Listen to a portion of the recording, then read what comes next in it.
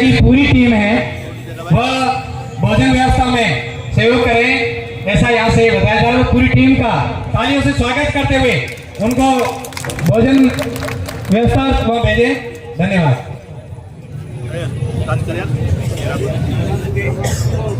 30वें आदिवासी सांस्कृतिक एकता महासम्मेलन में पधारे हुए सभी लोगों को जोहार, आपकी जय। मुझे विषय दिया गया है युवाओं में रोजगार एवं शिक्षा। तो यहाँ आज जितने भी युवा हैं उन सभी लोगों से मैं जो बात कहने जा रहा हूँ वो एक बड़ी ही जिम्मेदारी वाली बात है। आप अगर इतिहास में देखेंगे तो जितने भी बड़े बड़े परिवर्तन हुए हैं उसके लिए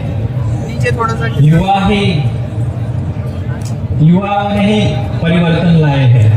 युवाओं की ही भूमिका रही है उस परिवर्तन में। तो आज हम युवाओं के पास जो सबसे बड़ी समस्या है वो रोजगार की समस्या है। देश में 4 करोड़ से ज्यादा नौकरियां नहीं है और आबादी तो हमारी 135 करोड़ है। तो इतनी सारी नौकरियां कैसे मिलेगी, किस किस को मिलेगी, ये भी हमें एक सोचने की जरूरत है।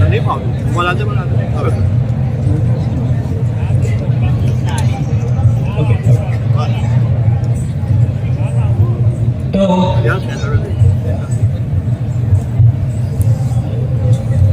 दूसरी तरफ से जो शिक्षा है वो भी महंगी हो रही है। शिक्षा के प्रकार बदल गए हैं और कहीं ना कहीं शालाएं भी बंद हो रही हैं, बंद हो चुकी है। तो हम युवाओं के पास बहुत बड़ी समस्या है और उसका हल भी हम युवाओं को ही निकालना है।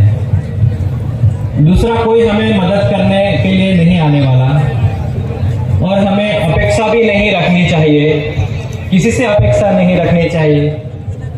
हमें हमारी मदद खुद ही करनी है। तो इसके लिए आदिवासी एकता परिषद ने 7 बिंदुओं का एक बहुत ही अच्छा कार्यक्रम तय किया है। तो हम युवाओं को क्या करना है हमारे रोजगार के लिए एवं शिक्षा के लिए। तो पहला मुद्दा यह है कि गांव में कोई भूखा न रहे, इसलिए प्राकृतिक कृषि का प्रचार एवं प्रसार करना है। क्योंकि आज दुनिया को मालूम हो गया है कि प्राकृतिक कृषि ही हमें बता सकती है। तो हमारे पास जो खेत है उसी में से हम रोजगार कैसे पैदा करें, हमारे गांव का जो कच्चा माल है उसको ही हम कैसे प्रोसेस करके बाजार में लाए, तो हम हमारे गांव में ही रोजगार पैदा कर सकते हैं। हमें कहीं और बाहर जाने की जरूरत नहीं है।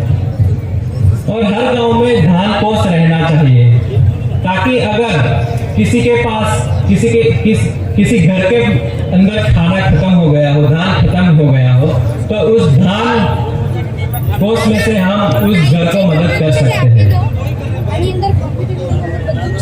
दूसरा है जो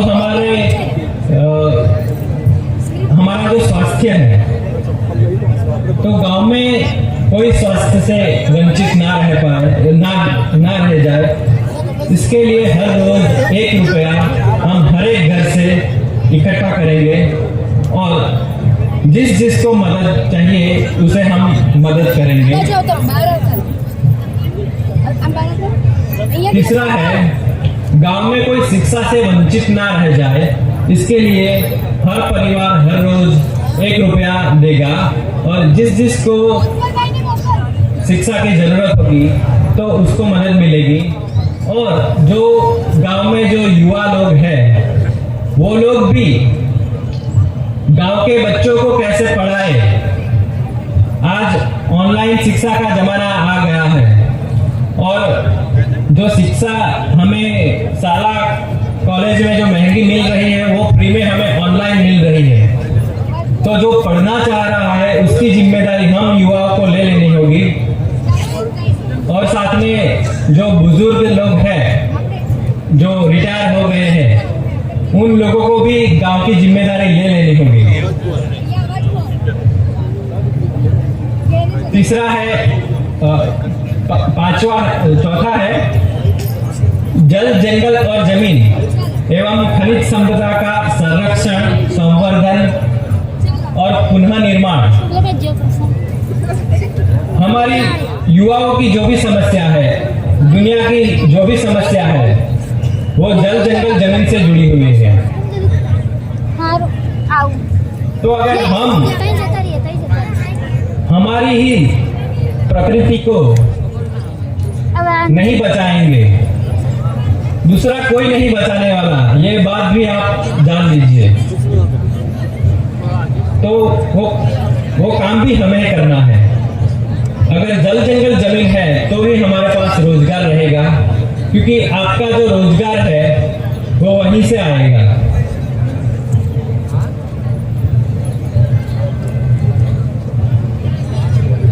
पांचवा जो मुद्दा है, जो गांव का जो विवाद है वो गांव में ही निपटा जाए। युवाओं को ये जिम्मेदारी लेनी होगी कि गांव में कोई झगड़ा ना हो, विवाद ना हो, बुजुर्गों के साथ में रखते हुए।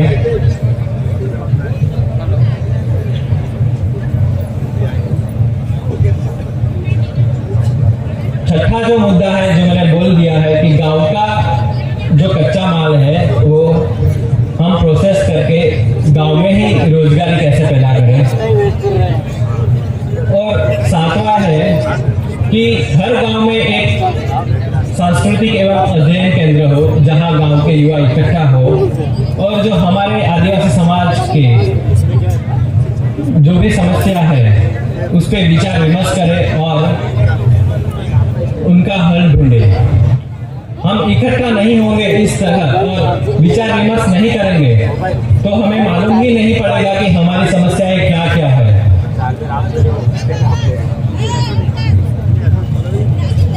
और मैं एक दूसरी और बात जोड़ना चाहूंगा कि मैं अभी कनाडा में हूँ और वहाँ पर्यावरण संस्था से काम किया था। तो वहाँ जो काम किया वो भूगर्भ जल को कैसे रिचार्ज करना है और जो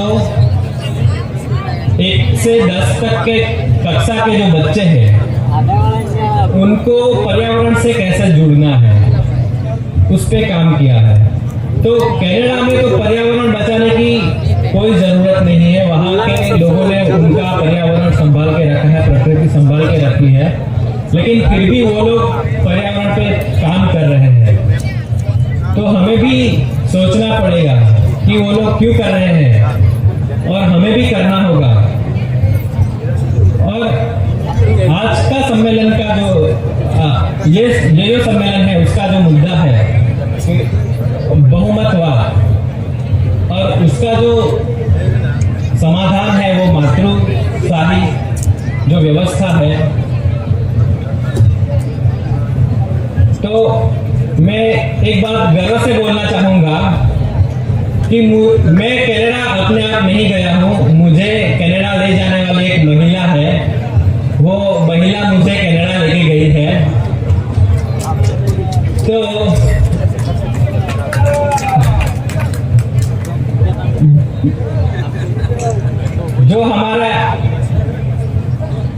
जो हमारी महिलाएं हैं वो क्या कुछ कर सकती है। और जो हमारा एक और मुद्दा है कि जो हमारा पारंपरिक ज्ञान है उसका प्रचार और प्रसारण में महिलाओं की क्या भूमिका रहेगी। तो मैं एक बात अच्छी तरह से और पक्की तरह से मानता हूँ कि इस दुनिया को बचाएगी तो सिर्फ महिला ही बचाएगी। जब तक महिला मैदान में नहीं आएगी तब तक मुझे नहीं लग रहा है कि हम जो ये काम लेके बैठे हैं जो दुनिया को बचाने का, वो हम नहीं कर पाएंगे। और जो हमारा काम है वो वैश्विक है। जैसे बूंद बूंद से घड़ा भरता है, वैसे हमारी जो समस्याएं हैं, वो कोई भी समस्याएं हैं वो बूंद बूंद है। और वो सारी समस्याओं से मिलके जो घड़ा भरा है वो ग्लोबल वार्मिंग है, क्लाइमेट चेंज। तो हमारा जो काम है वो सिर्फ किसी गांव या जिले तक सीमित ना हो, पूरे विश्व में हमें ये काम करना है। बूंद बूंद से जो घड़ा भरा है, जो हमारी क्लाइमेट चेंज की समस्या है, उनको अगर निपटाना है तो हमें विदेश में भी जाना पड़ेगा। जो हमारी बातें हैं वो विदेश में रखनी पड़ेगी। और ये काम सिर्फ आदिवासियों का नहीं है, ये काम सबको करना होगा। और हमें गैर आदिवासियों को भी समझाना होगा, उनको भी समझना पड़ेगा कि हमारा जो काम है वो बहुत बड़ा है और तभी जाके ये दुनिया बच पाएगी। इतना करके मैं अपना वक्तव्य समाप्त करता हूँ। बहुत बहुत धन्यवाद सौरभ भाई, आपने बहुत अच्छी